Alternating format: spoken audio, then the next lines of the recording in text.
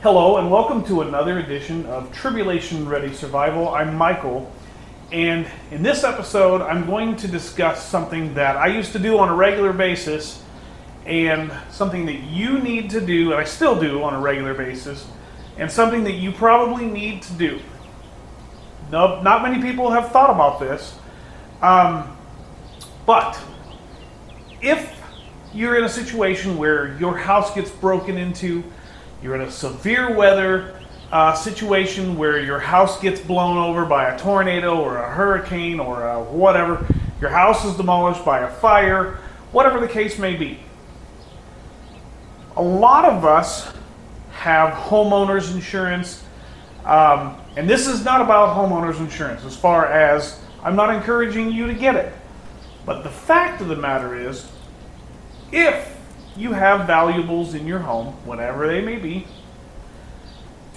something that I used to do as a police officer when I took burglary reports, missing items reports, all kinds of stuff, is I would say, do you have a picture of it? Not because I didn't believe that they were missing that item, but the fact is having a picture of it helps. So here's what I'm encouraging you to do. And it's going to be great if you have to use it. It's, I hope you don't have to use it. But what I'm encouraging you to do is to grab a flash drive. A real good flash drive. One that's got, a couple of gigs on it. 16 gigs is probably good, because you can put all these pictures on it. And the things that I would encourage you to do to put on this flash drive is expensive items, firearms along with the serial numbers, any other stereo equipment in your house, what your house looks like on the inside. Like, for example, your washer, your dryer, your dishwasher, all these things that if a catastrophe happens, like I said, a natural disaster such as a fire, a flood, burglary, those types of things, you're going to be asked by the insurance company, hey, what did you have? And you're not going to know. You're going to be like, I had a Samsung washing machine, it was a front loader. Okay, well,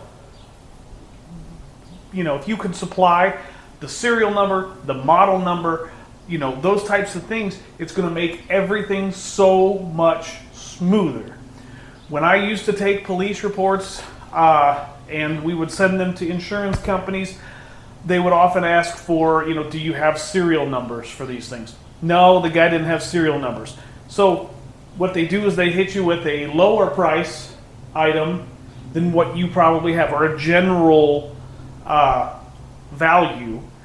And so it's going to help you, if you have to do any of those things, it's going to help you to have the picture of it, the model number, the serial number, even, maybe not necessarily date of purchase. I mean, that would probably be okay, but you don't have to go that in depth. Take a flash drive, take those pictures, throw them on a flash drive, throw it in your bug out bag, throw it in a location that's safe, a safe maybe, neighbor's house, grandma's house, something like that. And I would also encourage you, if you do have like a secure location like a Google Drive or some sort of cloud storage, because it's possible that wherever you store this, it might get wiped out too. Let's say your house gets burnt in a fire and you lost everything. Well, that is a catastrophe, and that is a bad day. But the fact is, you can go even to your local public library, get on your Google Drive or whatever you have, download those photos to go along with your insurance report or your police report or whatever the case may be, fire department report. Those types of things are going to help your case.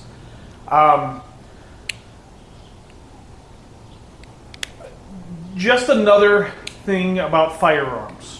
If you have firearms, it is important. It is absolutely important to have those serial numbers written down, photographed, something stored just like this, because when it comes to having those items stolen, if they get stolen or whatever, not only for insurance purposes, but for police to be able to identify that weapon as yours. That is going to be important. And I can tell you right now, you could ask me what the serial number of what is, and I can't tell you. I just don't remember that number. But if I had a picture of it in a safe location, hold on, I can go get that for you. There it is. And just another thing about that, over the course of my 20 years, I recovered, I don't know, hundreds of firearms, hundreds of items that had serial numbers on them.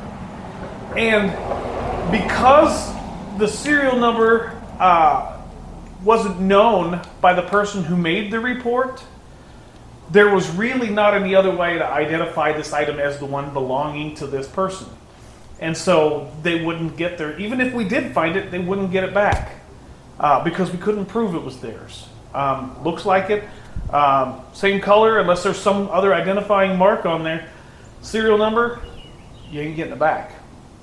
And I don't know about y'all, but heaven forbid my whatever gets stolen, I would like it back.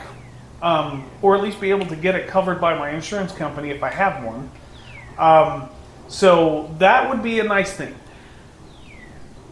I will tell you that I do have one of these, not this little old thing. This is only 512 megabytes, circa 1990, I think. It's old, but it's a good prop. I do have one of these in several locations, and I update it every year.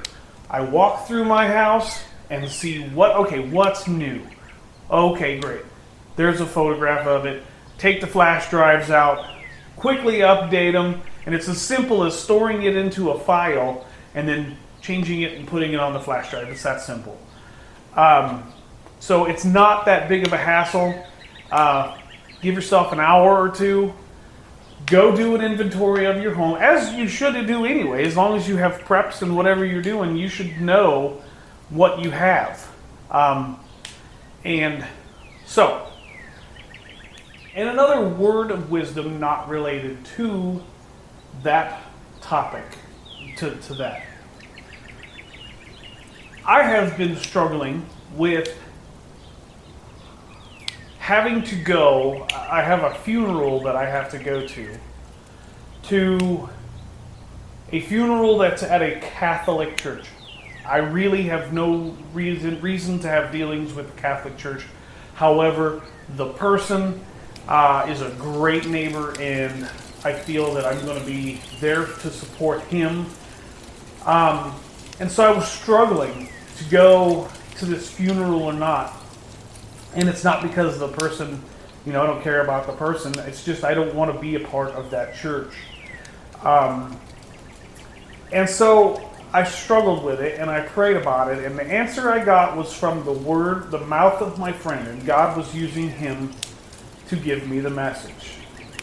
My friend told me, your light shines brightest in the darkness. Wow. I'm getting goosebumps right here, just for repeating that. Sometimes we got to go to those places to let our light shine.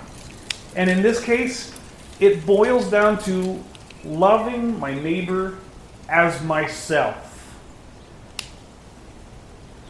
I think that is a great idea.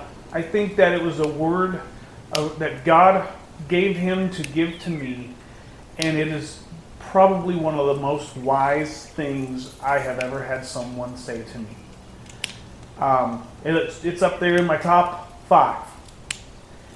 And so I wanted to bring that to you guys too. We don't have all the answers here at TRS. If we did, we would give them to you.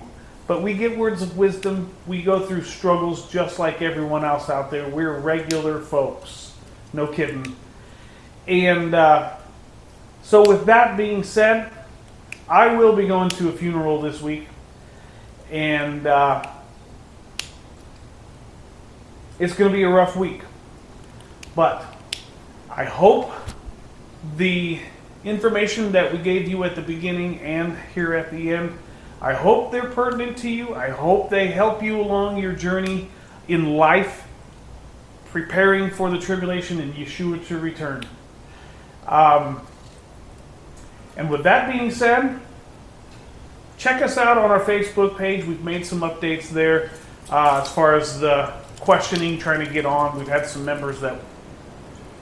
people that we couldn't verify as members, and so we've made some changes to make it better and easier for newer people to come in. Good quality people.